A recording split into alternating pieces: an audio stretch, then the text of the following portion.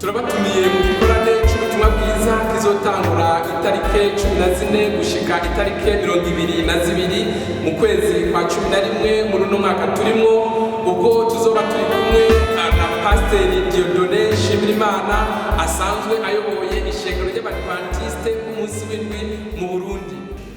Gahunda izaba iteye gutya: mu minsi y'imibyizi gahunda zayitangira saa 12 kugeza saa 2, naho ku isabato gahunda izagitangira saa 2 z'igitondo kugeza saa 11 z'umugoroba. Tuzaba turi kumwe n'amakorali yose bakunda mu itorero ryacu, ariyo Jasper Singers Choir, Ibanga ryo gutsinda Choir, Bethel Singers Choir, Peaceful Voice Singers Choir ndetse na Orion Singers Choir.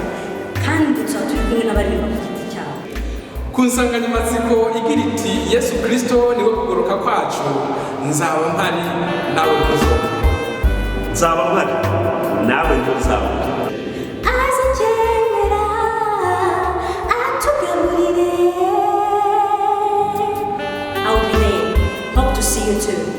Uzaba uhari? Nzaba mpari. Nawe uzaba uhari? Ntabwo nahabura. Nanjye nzaba uhari. Muratumiwe neza.